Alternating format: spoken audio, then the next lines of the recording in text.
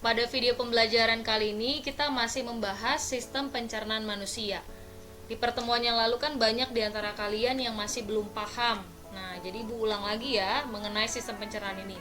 Kalian simak baik-baik, pelajari dengan baik karena setelah video ini kita akan latihan soal. Oke, dan kita juga akan masuk lebih cepat ya di zoomnya dari jadwal yang ditentukan. Oke, diingat urutannya dalam pencernaan. Dari mulut masuk ke mana? Kerongkongan. Kerongkongan ke lambung. Lambung kemana? Usus halus yang ada di tengah sini nih. Kemudian ke usus besar. Ke usus besar ya. Dari usus besar akan menumpuk di mana? Di rektum. Kalau sudah terlalu banyak, akhirnya dikeluarkan melalui anus. Kita lihat lagi, ada organ tambahan yang membantu kerja organ utama yang tadi disebutkan. Ada hati, organ tambahannya, ada kantong empedu, ada pankreas. Jadi organ tambahan ini penting nggak? Penting sekali. Jadi walaupun hanya tambahan, tapi penting untuk organ pencernaan utamanya tadi dalam mencerna makanan. Oke ya, kita lanjut. Di dalam mulut kita bahas. Di dalam mulut ingat ada apa? Ada gigi, ada lidah, lalu ada air liur. Kita lihat yang gigi dulu. Gigi, masih ingat ya, ada gigi seri, fungsinya untuk memotong makanan. Kemudian makanan yang masuk juga harus dihancurkan, dihaluskan oleh gigi geraham. Kemudian makanannya harus dipotong-potong, dikoyakkan dulu ya. Jadi kalau yang memotong gigi seri, kemudian harus dikoyakkan. Kalau kalian makan daging, kan itu harus dikoyakkan dulu serat-serat dagingnya. Yang bekerja adalah gigi taring. Oke, jadi gigi taring akan mengoyakkan, terus gigi seri juga akan memotong, gigi geraham juga akan mengunyah. Lalu saliva atau air liurnya yang mengandung enzim ptialin, semua air liur ini mengandung enzim ptialin ya. Di dalam enzim ptialin itu berfungsi untuk mengubah karbohidrat menjadi glukosa. Jadi kalau kalian punya secara lama nasi gitu ya, lama kelamaan akan menjadi rasa manis karena ada enzim ptialin yang mengubah karbohidrat menjadi glukosa. Glukosa itu gula. Kita lihat kalau yang tadi gigi ada 3 jenis, kita lihat susunannya. Oke, ini ada gigi susu atau gigi anak-anak ya. Jumlahnya ingat ada 20 buah. Kalau gigi orang dewasa ada 32 buah. Bedanya 12 gigi. Oke, jadi 12 gigi pada orang dewasa itu nambahnya di gigi apa? Gigi geraham. Nih, gigi geraham. Oke ya, gigi geraham tuh bertambah. Ada 12 gigi. Jadi 6 gigi geraham yang ada di rahang atas, 6 gigi geraham lagi ada yang di rahang bawah. Jadi totalnya 12. Nah, gigi geraham itu ada 2 jenis, ada gigi geraham yang depan, ada gigi geraham belakang. Oke. Jadi makanya gigi gerahamnya ini bertambah ya, gigi geraham yang paling belakang nih yang nambah. Jadi 12, makanya 32. Jadi pada saat kalian dewasa, giginya akan bertambah nanti jadi 32 buah. Oke, kemudian lidah. Lidah ini fungsinya untuk, kemarin Bu sudah tanyakan ya, untuk berbicara juga iya, untuk menelan makanan juga iya, mendorong makanan ya, sampai ke kerongkongan, mengatur letak makanannya, kira-kira bagian makanan mana yang belum dihancurkan oleh gigi, kemudian diarahkan ke kiri dan ke kanan. Kemudian dengan adanya lidah, kalian juga bisa mengecap rasa. Nah, yang berfungsi untuk mengecap rasa pada bagian lidah itu ada ini nih. Kalau kalian lihat lidah kalian di kaca, ada bagian tonjolan ini ya, bintik-bintik ini. Nah, itu adalah namanya papila. Papila itu berisi di dalamnya saraf untuk mengecap rasa. Jadi itu saraf yang menyampaikan ke otak, oh ini rasa apa? Rasa manis kah? Oke, kemudian di belakang itu rasa pahit. Yang paling di kiri kanan ada rasa asin atau asam. Kemudian rasa manis yang di depan. Nah, ini peta lidahnya. Ingat ya, asin dan asam memang di kiri kanan, tapi kalau yang asin tepat di belakangnya. Kemudian kalau yang asam di depannya ya. Nah, jadi kalau kalian makan ciki yang asin, nanti yang papila yang di daerah sini nih, yang di daerah yang sudah dilingkarin ini sampai di sebelah sini, nanti itu yang akan mendeteksi, oh ini ada rasa asin. Oke ya, seperti itu. Kemudian ada kerongkongan. Ingat, kerongkongan itu ada gerakan peristaltik. Itu gerakan kontraksi dan relaksi otot atau mengembang, mengendur. Jadi mengembang, mengempis secara perlahan akan mendorong makanan ke lambung. Oke, ini gerakan peristaltiknya. Kemudian ada lambung. Ingat ya, lambung itu ada bagian-bagiannya. Ada kardia, ini bagian yang paling dekat dengan kerongkongan. Kemudian ada fundus. Lalu ada badan. Badan ini merupakan bagian pada lambung yang paling besar, nanti butanya. Kemudian antrum, ini yang paling bawah. Lalu ada bagian lambung yang berdekatan dengan usus halus, yaitu pilorus. Jadi di bagian kardia dan pilorus ini itu ada katup. Ingat ya, katup kardia itu yang membuka menutup pada saat makanan masuk dari kerongkongan ke lambung. Jadi katup yang di kardia akan ngebuka kalau ada makanan dari kerongkongan menuju lambung. Kalau udah, baru ditutup lagi. Kenapa fungsi katup ini? Fungsinya adalah untuk supaya makanannya tidak balik lagi ke dalam mulut ya. Jadi sudah masuk ke lambung, tidak akan keluar lagi. Oke, itu beda cerita kalau muntah. Nanti Ibu akan jelaskan. Kemudian yang pilorus. Kalau pilorus ini yang berhubungan dengan usus halus. Di sini juga ada katupnya. Jadi ketika makanannya sudah diolah di lambung, kemudian akan dialirkan masuk ke usus halus. Nah, katup pilorusnya akan ngebuka. Seperti gerbang begitu ya, membuka, kemudian makanannya masuk ke usus halus. Langsung ditutup lagi. Jadi makanan yang sudah di usus halus tidak masuk lagi ke lambung. Seperti itu. Itu fungsi dari katup kardia dan katup pilorus. Oke, kalian bisa perhatikan ini ada cairan namanya HCl. Cairan asam ya, yang fungsinya untuk membunuh bakteri yang ada di makanan. Sehingga bakteri pada makanan juga akan mati. Oke, kita lihat. Nah, fungsi dari lambung juga menghancurkan makanan menjadi bentuk bubur. Oke, kalian harus ingat PRH. P-nya adalah pepsin. Ingat ya, enzim yang ada di lambung atau zat kimia yang ada di lambung, enzim pepsin. Ini mengubah protein menjadi pepton. Jadi kalau kalian makan ikan itu kan mengandung protein.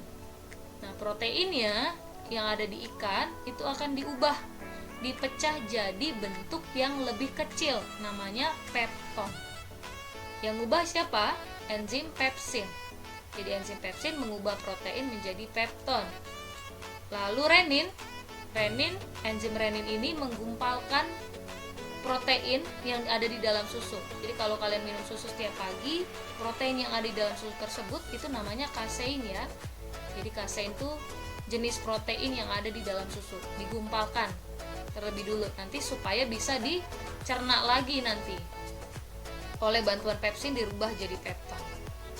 Oke, kemudian HCl. HCl tadi yang cairan asam, fungsinya untuk membunuh bakteri pada makanan dan mengasamkan makanan. Jadi makanan yang sudah masuk jadi asam.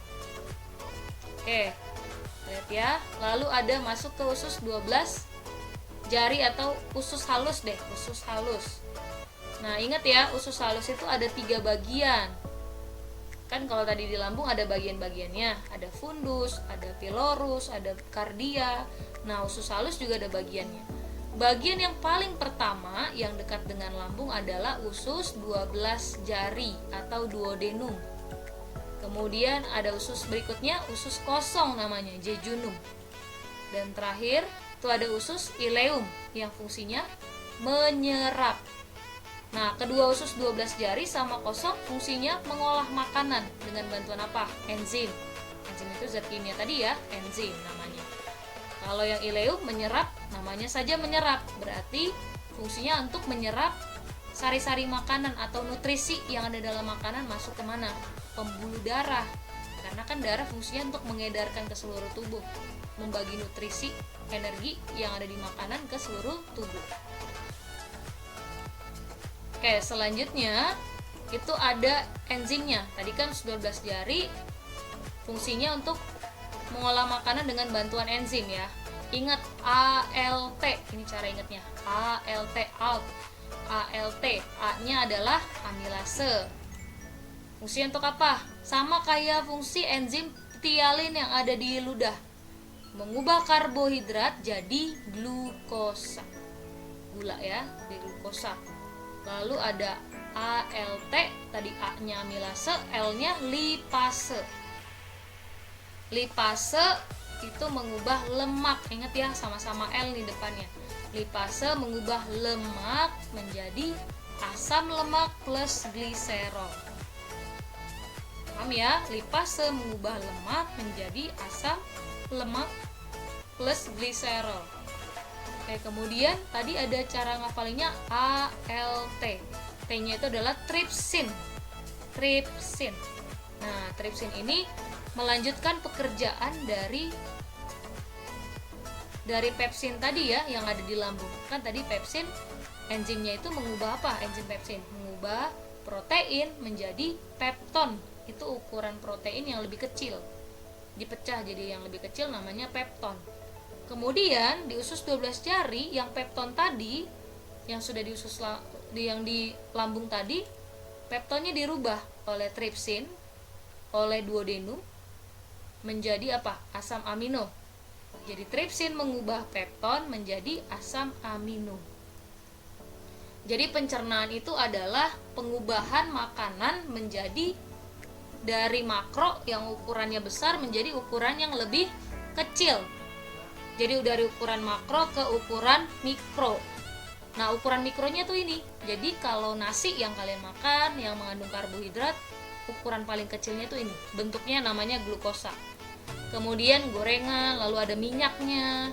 Itu yang lemak itu, ukuran yang paling kecil yang bisa diterima oleh tubuhmu itu adalah asam lemak plus gliserol. Ini hasil pemecahannya. Lalu protein, ada dalam ikan, ada dalam susu, ada dalam telur. Nah, yang protein itu yang paling kecilnya bentuknya adalah asam amino. Kalau dalam bentuk protein, kira-kira bisa masuk nggak ke dalam tubuh? Tidak bisa, karena itu terlalu besar. Jadi masih bentuknya makro ya, makromolekul namanya. Molekulnya masih besar, makro. Jadi harus dirubah ke bentuk mikro yang kecil. Ya inilah dia. Jadi yang masuk ke dalam tubuh kalian adalah bentuknya bukan karbohidrat, lemak dan protein ya, tapi bentuknya apa? Glukosa, asam lemak plus gliserol, dan asam amino. Ini hasil perombakannya.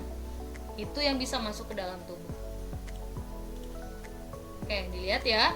Ini dia nih perjalanan dari mana? Dari duodenum mau menuju jejunum, lalu ke ileum. Di ileum itu ada usus penyerapan kan?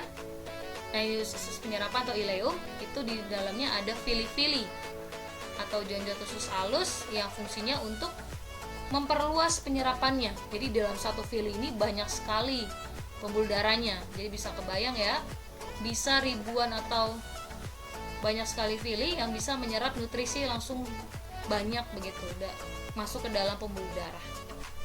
Oke. Lalu menuju usus besar. Di usus besar kan tadi nutrisinya udah diambil ya. Nah, makanannya, sisa ampas yang makanan tadi itu masuk ke usus besar nih. Nanti kita lihat prosesnya di usus besar ya. Ibu mau jelaskan dulu bagiannya. Usus besar itu bagiannya ada apa aja? Ada usus buntu ini. Jadi kalau makanan yang sulit dicerna oleh usus halus seperti misalnya biji cabai gitu ya, sulit dicerna tuh, mie juga sulit dicerna. Ketika sulit dicerna masuk ke dalam usus besar, dia akan menumpuk di sini.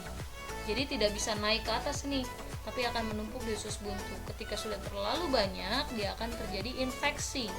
Makanya banyak yang operasi usus buntu itu yang dipotong ini, usus buntu yang ini ya. Bukan dipotong ususnya, tapi usus yang ini yang dipotong. Oke, kemudian ada bagian sekum. Sekum ini penampung terbesar juga sebelum masuk ke usus besarnya.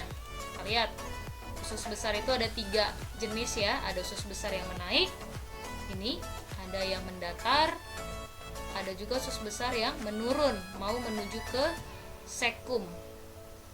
Oke, kita lihat ini bagian dindingnya nih, dinding usus besar seperti itu. Nah, ini proses yang terjadi kan, naik ya. Ini hasil makanan yang tidak ada nutrisinya lagi tapi masih banyak mengandung air. Jadi di dalam usus besar, makanan yang tadi nutrisinya udah diambil nih, tapi masih ada airnya, kandungan air. Kan kalian juga sambil makan sambil minum kan ya. Nah, di usus besarnya terjadi proses penyerapan air. Jadi disinilah diserap airnya, masuk ke dalam darah, kemudian disaring lagi begitu ya. Dan terjadi juga pembusukan makanan oleh bakteri E. coli. Nah, dibusukkan makanannya oleh bakteri E. coli tadi ya. Kemudian baru menuju ke rektum. Rektum itu penampungan sementara. Jadi di rektum ada banyak otot-otot sekali, itu banyak ototnya. Jadi ketika sudah terlalu banyak, bagian ototnya akan berkontraksi atau akan mengembung begitu. Dan itu mengakibatkan perasaan mulas sehingga dikeluarkan melalui anus. Oke, di situ dulu. Jadi kalian pahami lebih dalam lagi, lebih baik lagi. Kita akan latihan setelah ini.